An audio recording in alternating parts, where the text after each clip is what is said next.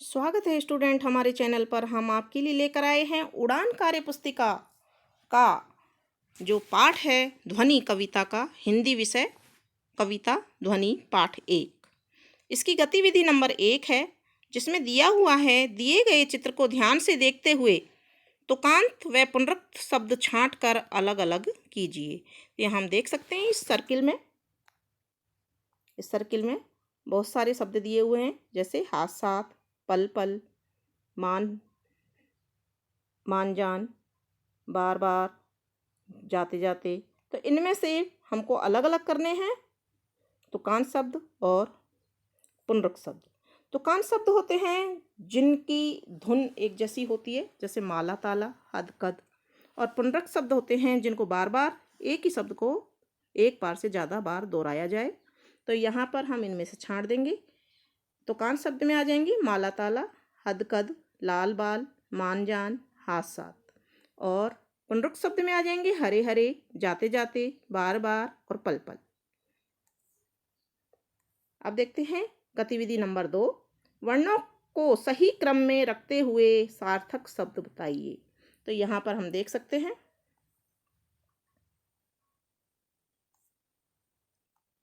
यहाँ कुछ शब्द दिए हुए हैं, ना, प और अ, न, जी और व। यहाँ पर त, मृ और अ, और यहाँ पर ना, प और स। तो इनको मिलाकर के हमको सार्थक शब्द बनाना है। सार्थक शब्द यानी जिसका कोई एक अर्थ होता है। तो यहाँ पर हमने इन तीनों शब्द को अ, प, ना को मिलाकर अपना बना दिया है, ना, जी और व को मिलाकर जीवन बना दिया है, और त, मृ और अ को मिलाकर अमृत बना दिया है, और ना, प और स को मिलाकर सपना बना दिया है। देखते हैं अगली गतिविधि नंबर 3। शब्दों को सही क्रम में रखते हुए वाक्य बनाएंगे। तो यहाँ कुछ शब्द दिए हुए हैं जो कि उल्टे सीधे हैं, जैसे मेरा भाई है वह। तो यह मेरा भाई है, सही वाक्य बन जाएगा। फिर दूसरा है ख, खेलने जा है रहा राम। तो यहाँ राम खेलने जा रहा है।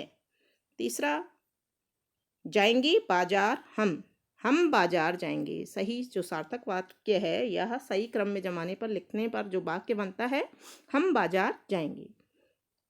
अगला है आओ चलें घूमने। तो आओ घूमने चलें। अगली गतिविधि देखते हैं, गतिविधि नंबर 4। कॉलम 1 और कॉलम 2 का उचित मिलान कीजिए। कॉलम 1 में कुछ शब्द दिए हुए हैं, भौंकना। तो इनमें से हम देखते हैं भौंकता कौन है, कुत्ता। रेंकना, गधा। टर टर, मेंढक। काऊ काऊ, कौवा। तो इस तरह से हमने इनको मिला दिया है। गतिविधि नंबर 5 में नीचे लिखे हुए वाक्यों में से विशेष्य और विशेषण छांटकर दिए गए स्थान में लिखें। तो यहाँ हम देख रहे हैं कि कुछ सेंटेंस दिए हुए हैं। मीना ने लाल सूट पहन रखा है। तो यहाँ सूट की विशेषता है लाल, तो विशेषण तो हो जाएगा लाल, और सूट जिसकी विशेषता बताई है यहाँ विशेष्य हो जाएगा। मैंने मोटा आदमी देखा। यहाँ आदमी की विशेषता है मोटा, तो विशेषण हो जाएगा मोटा, और विशेष्य यानी कि जिसकी हमें विशेषण दिया हुआ है आदमी, यहाँ विशेष्य हो जाएगा। सुमन को हरी चूड़ियाँ अच्छी लगती हैं। यहाँ चूड़ियाँ विशेष्य और इनकी विशेषता हरी, ये विशेषण कहलाएगा। अगली गतिविधि नंबर 6। दिए गए संकेतों के माध्यम से कविता की पंक्तियाँ पूर्ण कीजिए। यहाँ शब्द दे रखे हैं, हम देख सकते हैं वन और मन। तो दोनों में से मेरे वन में मृदुल बसंत। फिर है द्वार दिखा दूंगा फिर उनको। यहाँ उनको आ जाएगा, यहाँ दिखा आ जाएगा, यहाँ वन आ जाएगा, और यहाँ बसंत आ जाएगा। फिर तभी और अभी में से अभी आ जाएगा, और तेरा मेरा में से मेरा आ जाएगा। अभी न होगा मेरा अंत। इस तरह से ये सेंटेंस कंप्लीट हो जाएंगे। अगली गतिविधि नंबर 7, जहाँ पर एक चित्र दिया हुआ है और प्रश्न है दिए गए चित्र को ध्यान से देखें और इसके बारे में 5 वाक्य लिखें। तो यहाँ हम देख पा रहे हैं कि इस चित्र में एक सर्कस का जो दृश्य है वो दिखाया गया है। तो हम इसमें जो देख रहे हैं वही हमको लिखना है। हम अपने अनुसार वाक्य को कैसे भी लिख सकते हैं, लेकिन यहाँ जो मैंने लिखे हैं वो वाक्य हैं, यह एक सर्कस का दृश्य है। इसमें 2 हाथी हैं। एक हाथी पर एक लड़की बैठकर करतब दिखा रही है। इस चित्र में हाथियों के बैठने के लिए 2 स्टूल भी रखे हुए हैं और हाथियों या लड़की के अलावा एक आदमी भी दिखाई दे रहा है। यहाँ हम चित्र में देख सकते हैं, ये स्टूल है, ये एक आदमी है, ये दोनों हाथी हैं और हाथी के ऊपर लड़की बैठी है। तो इस तरह से जो दृश्य हमको दिखाई दे रहा है उसके बारे में हम वैसे ही वाक्य बनाकर लिख देते हैं। गतिविधि नंबर 8 में देखते हैं। एक वर्ग पहेली दी हुई है जिसमें से सर्वनाम शब्द को चुनकर बॉक्स में लिखना है। तो यहाँ हम देख पा रहे हैं सर्वनाम शब्द मैं, यहाँ लिख दिया हमने, वे, ये, मेरा और उनको। इस तरह से ये सर्वनाम शब्द हमने इसमें से अलग करके इनको सामने लिख दिया है। गतिविधि नंबर 9, दिए गए शब्द का सही अर्थ चुनिए। यहाँ पात का मतलब पत्ता, इन दोनों में से चुनना है हमको। तो पत्ता, मृदुल का मतलब कोमल, नव का मतलब नया और गात का मतलब शरीर।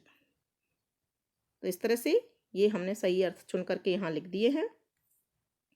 अगली गतिविधि है आपकी ध्वनि कविता पाठ की ही। गतिविधि नंबर 10, निम्न पद्यांश को ध्यान से पढ़ें और प्रश्नों के उत्तर दीजिए। हरे हरे ये पात, डालियां कलियां कोमल गात, मैं ही अपना स्वप्न मृदुल कर, करूँगा निंद्रित कलियों पर, जगा एक प्रत्यूष मनोहर।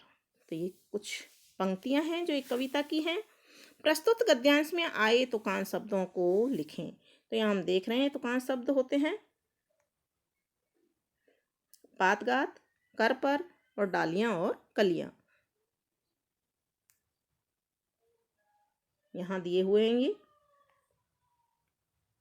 पात, गात, डालियां, कलियां और कर पर। अगला प्रश्न है इसमें, डालियां कलियां शब्द में कौन सा वचन निहित है? डालियां और कलियां 2 वचन होते हैं, एक वचन और बहुवचन। यहाँ देख रहे हैं हम डालियां और कलियां दोनों ही बहुवचन है, तो हम यहाँ बहुवचन लिख देंगे। अगला प्रश्न है, इस गद्यांश में कौन कौन से विराम चिन्हों का प्रयोग हुआ है? तो यहाँ हम देख रहे हैं योजक चिन्ह, अल्प विराम और पूर्ण विराम, तीनों का प्रयोग हुआ है। देखिए इसमें हरे हरे, इन दोनों के बीच में योजक चिन्ह है। डालियां कलियां कोमल गात, गात के आगे पूर्ण विराम है और पात और डालियों के आगे जो अर्धविराम लगा हुआ है।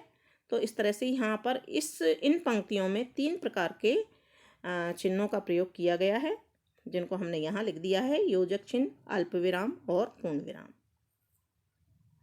फिर अगला है हरे हरे, खाली स्थान शब्द है, तत्सम या पुनरुक्त। तो हम देख रहे हैं हरे हरे, एक ही शब्द 2 बार आया है तो इसको पुनरुक्त कहते हैं, तो पुनरुक्त शब्द है। इस तरह से ये आपका पहले पाठ का यानी कि पाठ 1 ध्वनि जो है कविता, इसकी सारी गतिविधियाँ 10 गतिविधियाँ इसमें दी हुई हैं, वो कंप्लीट हो जाती हैं। और इसी तरह की अगले पाठों की, अगले विषयों के बारे में जानने के लिए, उड़ान कार्य पुस्तिका को पूर्ण करने के लिए हमारे चैनल को सब्सक्राइब कीजिए, देखते रहिए और दोस्तों के साथ शेयर ज़रूर कीजिए और कमेंट्स लिख करके बताइए आपको ये कैसा लगा।